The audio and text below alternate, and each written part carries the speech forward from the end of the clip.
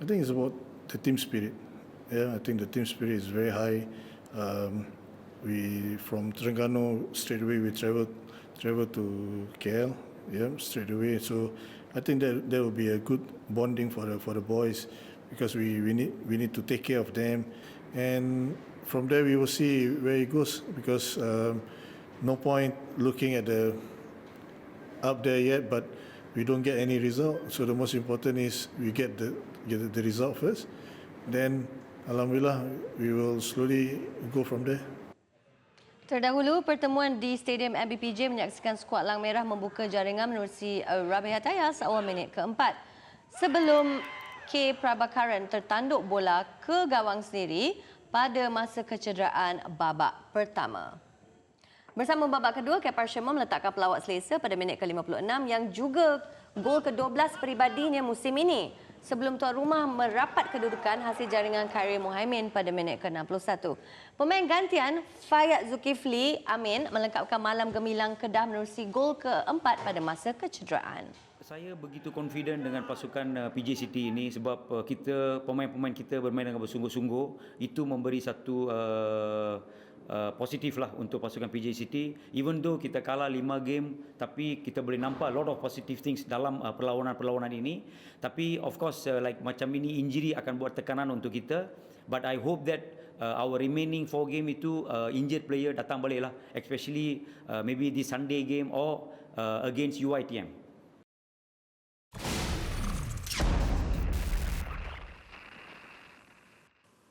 Okey, ni saat yang I nanti-nantikan. Sudah lama tak jumpa Zul. Rindu sikit lah. Hello Zul.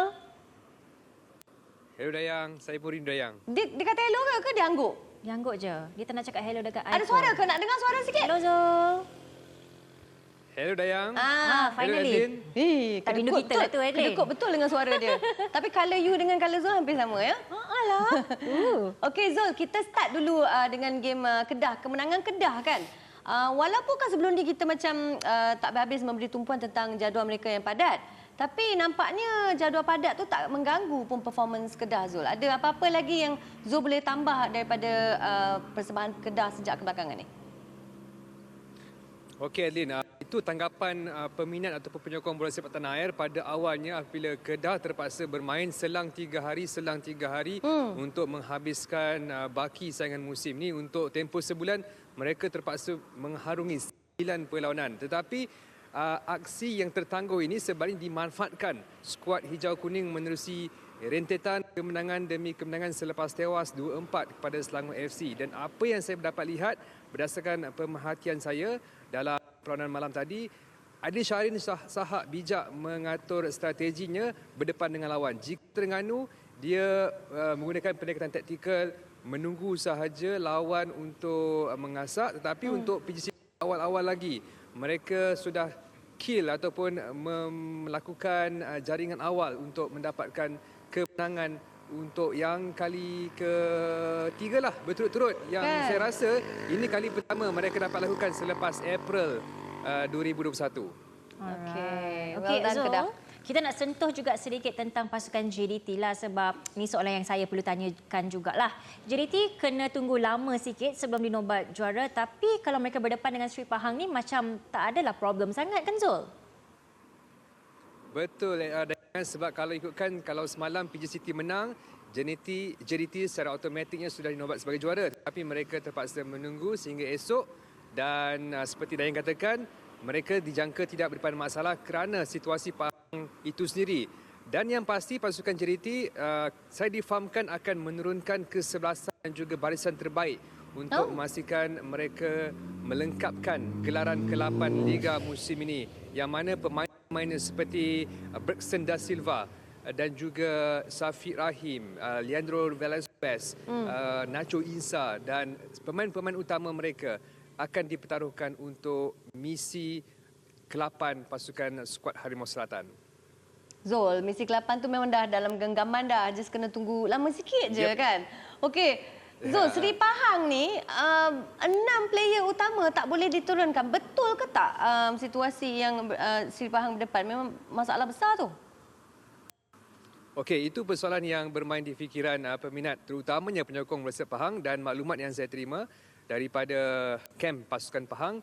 Betul, saya dapat tahu bukan 6 tetapi hingga 8 pemain berkemungkinan, 8 pemain utama Aidin berkemungkinan tidak akan diturunkan.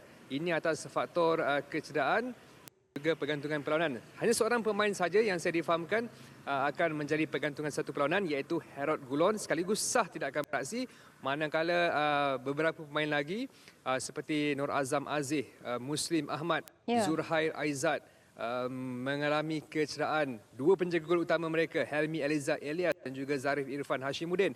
Dua pemain lagi berada dalam situasi 50-50, sedang dipantau oleh perubatan skuad Tok Gajah, iaitu Malik Ma'arif dan juga pemain import Yakubu.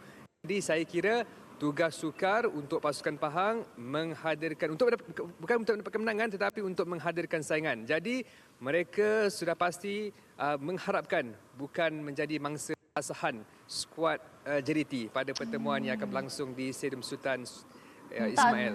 Macam tak seimbang lah kan. Tapi itu memang satu masalah itu yang yang kita dapat besar bayangkan. Satu masalah yang besar lah untuk Sri Pahang. Tapi Zul, menerusi maybe Zul ada investigate sikit kan. Siapa yang Zul jangkakan akan diturunkan sebagai pengganti pemain-pemain ini? Ada 8 orang kan in total? 8 orang itu berkemungkinan tidak akan diturunkan, termasuk satu pemain yang sudah sah kerana pergantungan perlawanan seperti saya katakan tadi, Harold Gulon.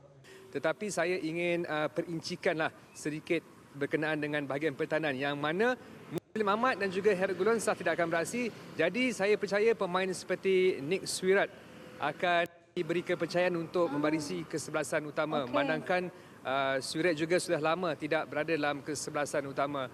Lain-lain pemain saya menjagakan pemain daripada pemain muda, mungkin daripada skuad Piala Presiden sebelum ini akan diberi peluang beraksi bertemu JDT. Jadi tugas sukarlah buat Darul Saleh untuk meneruskan kebangkitan mereka musim ini. Dan memang asam garam bola sepak kan Zul. Apa pun tak payah tanya pun ramalan lah tentang perlawanan ini.